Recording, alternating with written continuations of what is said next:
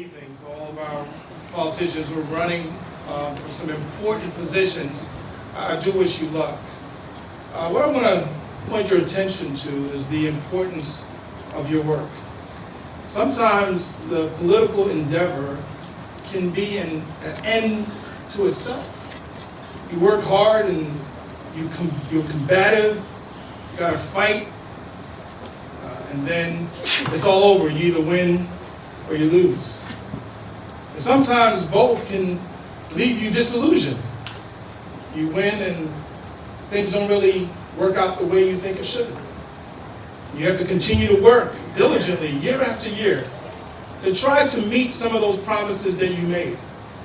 And sometimes you lose and your worst fears are realized. If it's an end to itself, sometimes it can end terribly. But if it's a means to a certain end, I would like to share with you this evening what that could look like. I'm honored and blessed to be the executive director of the Parkesburg Point Youth Center. I doubt that many of you have ever heard of our organization. Blessed to have Amber Little Turner, one of our board members, here with us.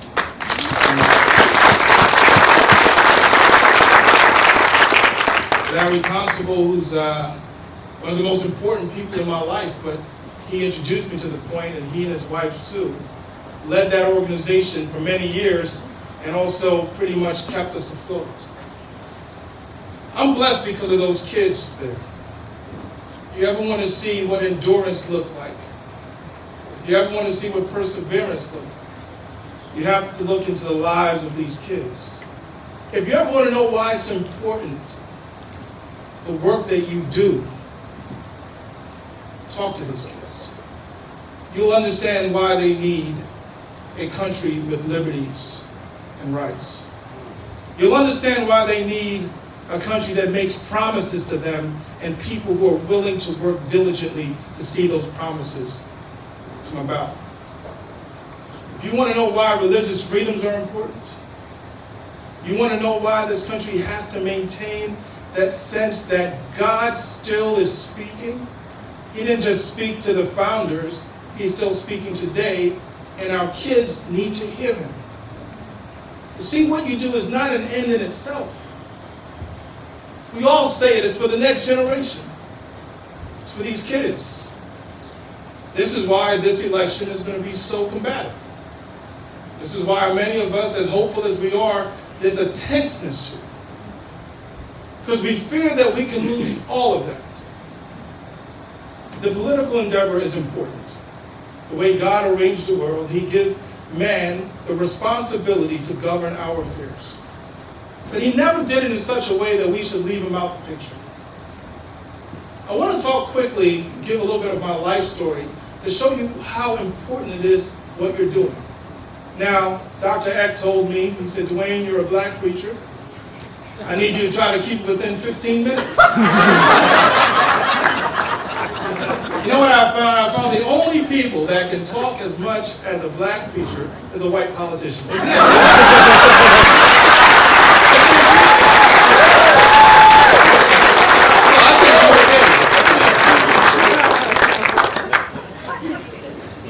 true? America is great.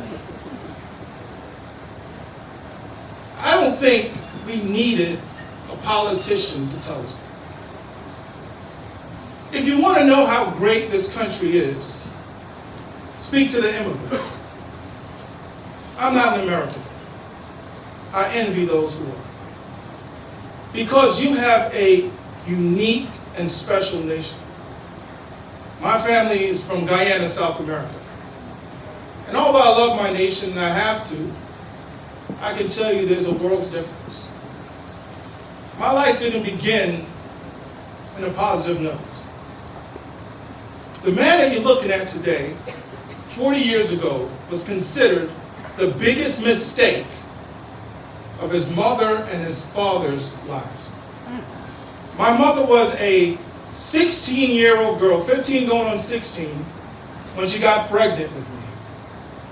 Guyana is one of the poorest countries in the world, second poorest in this hemisphere. Only Haiti is worse off. And so right away, Many of her family members and people in her community, of course, they ridiculed her and condemned her, but they thought that the most merciful thing they could do for her is to encourage her to have an abortion. My mother was pressured. My mother was taken to the clinic. My mother, being rebellious, walked out that clinic without having an abortion. And for most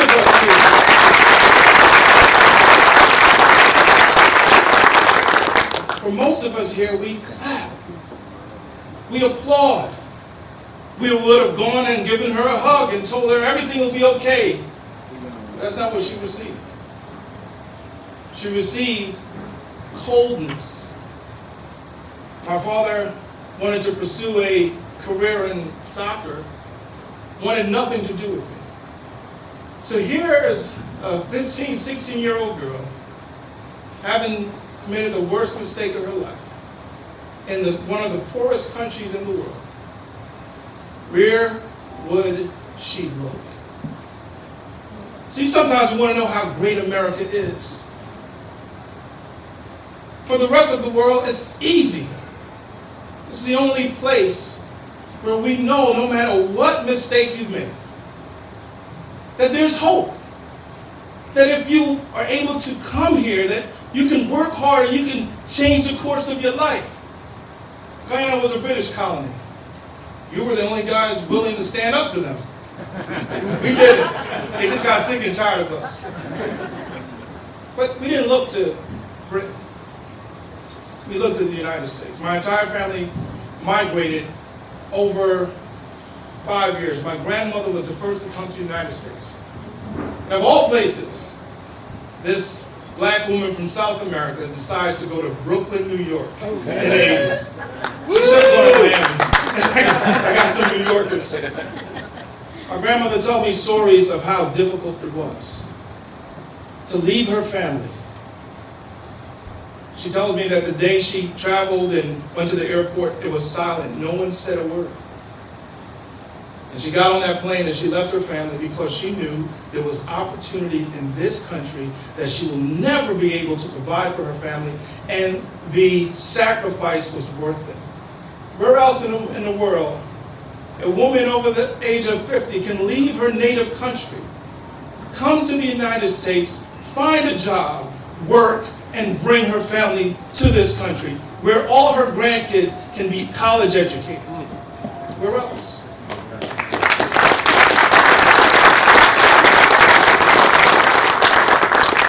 It wasn't easy. We, like many immigrant families, started from the bottom. But the bottom in America is actually a lot better than the top in some places. And I do not mean to denigrate my nation. But I want you to understand the greatness of America has never been in doubt.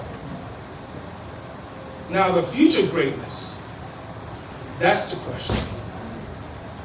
Can you sustain what God has given you? Are you willing to fight as hard as those who started this nation? And their fight, they understood God was a part of it. My family started in the basement in Brooklyn. At one point, my mother, my sister, myself, we slept in the boiler room. My mother had a very trying life. At the age of 21, she attempted suicide. She said the world was so cruel, she wanted to leave it, and she attempted to take me and my sister with her. She was going to jump on the train tracks in Brooklyn and end it all. As we know, God still works, He still speaks, He's still present. There's nothing that goes on that He's not a part of. She claimed that she felt that He said not to go. And she came down those steps, back to that basement, back to that boiler room, but she knew things could get better. Not long after that, she became homeless. The darkest day of my life, the most painful day of my life, and there's been many of those. I remember when all her clothes were packed in trash bags and set outside. My grandparents had to now raise me and my sister. One of the most painful days was when it was on my birthday, April 22nd. I was turning 9. And at this point, my grandparents moved to a third floor apartment. And I stood at the window the entire day, hoping to see my mother show up. I didn't want gifts. The only gift I wanted was my mother. Now, why do I say these things? That's the experience of these kids you saw smiling. Those are the stories we hear. They're the ones that are living in small apartments where if there's a pandemic, believe me, it goes through them first. They're the ones that are always under the threat of evictions. And there's no reason to blame anyone. Rather than blaming anyone, we have to create economies that allow them to work and make it. And that's what you're fighting for. But it becomes really important when those kids come to you every day because they know that there's a guaranteed meal at this center. Before things got better, it got worse. In 1991, one of my uncles were murdered. Unfortunately, I witnessed it. 15 months after that, another uncle was murdered. 2 years after that, in 1995, when my father came to this country, he had nothing to do with me. Only remember meeting him twice. Once he gave me $20, another time he gave me $1, neither time did he give me a hug. Well, in 1995, he was murdered. Apparently he made even worse choices, got involved with drugs, and that's how his life ended. I'm not saying this to put a damper on any of you. The fact that I'm speaking to you today tells me that no matter how bad it can get here, that there's enough amazing things happening to overcome it. America's never been about everything being perfect. It's been about grit. It's been about challenges. It's been about failing and getting back up. That's what the hope is. The hope isn't everything being easy. It means you live in a basement, you witness violence, but somehow you can speak at a fundraiser one day. This is what we're fighting for. I started high school very depressed. I was 15 years old, started school at a school called Andrew Jackson High School in Queens, New York. I hope you don't know this guy, but it was a rapper named 50 Cent. 50 Cent and I were schoolmates. He didn't go much. Too busy rapping. But that school was so bad that before we got into our classrooms, we had 3 levels of security. They would use a metal detector, a wand, and they would pat us down randomly. Every single day I was pat down randomly. I don't know how that works. I was depressed and I was sure that my life would end early or that I would end up in jail. I just want to make a quick note. The riots are unexcusable. And we need strong law enforcement to stop it.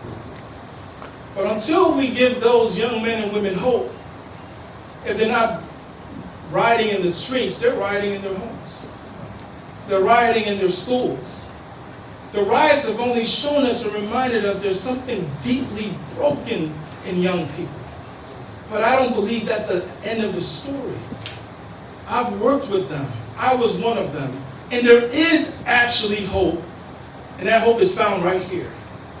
So I'm sitting in class one day, and I have to speed this up. Dr. Ecker's looking at me. I'm sitting in class one day, and please don't take this offensively, because this is not my intention. I'm sitting in class, and 2 white men walk into my class. And I stood up right away, and I told my buddy, Angela, I said, Angela, those are cops. We should leave.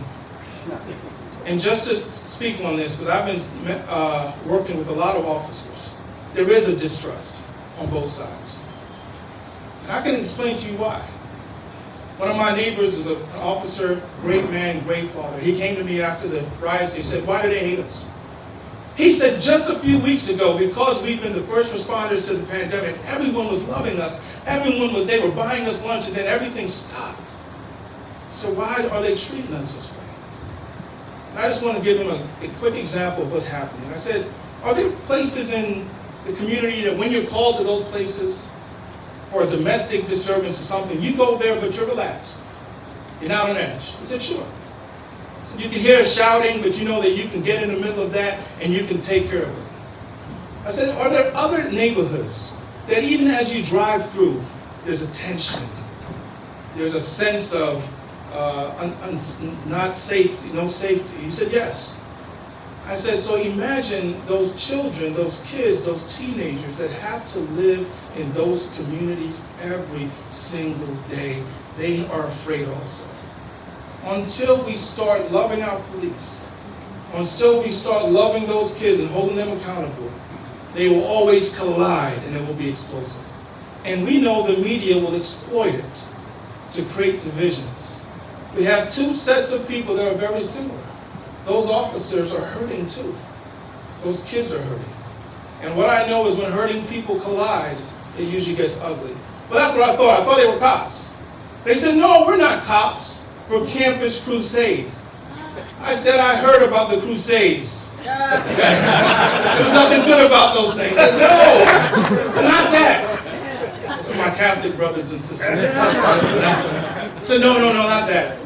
He said, we want to play you guys in basketball. And I stood up. I said, you must be out of your mind. I said, this is Queens, New York. This is the Mecca of basketball. There's no way, excuse my language, my wife is white and beautiful and I love her. But I said, there's no way you white guys will come here and beat us in basketball. I didn't know they played basketball also. The next day, we got together and we played them. Guess what happened? No, they didn't. We killed them. There was no way they were going to beat us. But after the game, and this is what's important, after the game, one of those gentlemen came up. I don't know who he is. He came up and he looked at me and he said, I just want to tell you that Jesus loves you. He didn't know who I was. He didn't know how important that message was to me. He didn't know that I had a complex in my life that I was worth nothing because I was a mistake. He didn't know that I was fearful of violence every time I walked out the doors of my house with my grandparents. He didn't know I hadn't lived with my mother since the age of 10. He didn't know my father was murdered and I would never have a relationship with him. He didn't know that I didn't care about school or academics, that I never thought I could make it.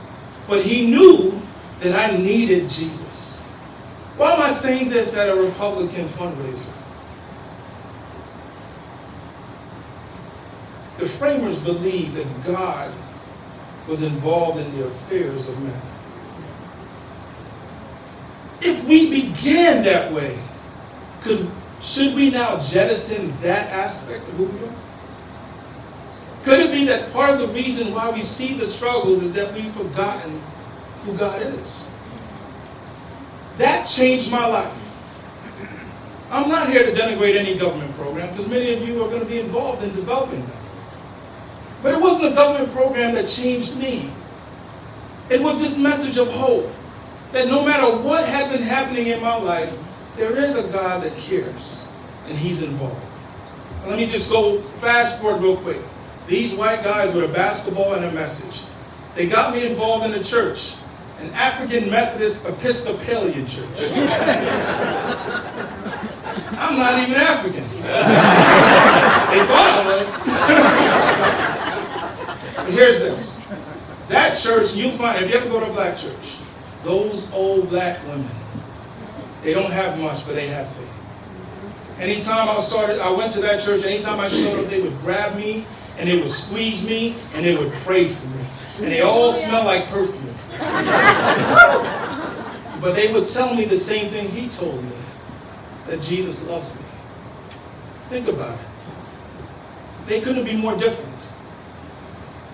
White men from all over the place, these little old black ladies from New York City. They might have been different socioeconomically, certainly racially, even politically. But what they had in common is this sense of hope. What they had in common is they lived in a nation that allowed that fertile ground to be cultivated where faith is important to everyone. Today I run the point. And what I see in those kids is what I've seen my entire life. That though things are difficult, God is going to send people in your life to make a difference. You have to do your part. But there's so many great people out there that will make your life different. And as I conclude, Dr. Ed, as a black preacher. Larry got me involved at the Point. And a couple times a week I would drive up about an hour and a half. And I would drive back. And Larry would give me $20, $30 for gas. And one day I came and Larry said, hey, I want to show you something. He put a bedroom in his basement with a shower so that I could be there more often. And when I graduated college with no experience, he said, would you consider to be the director?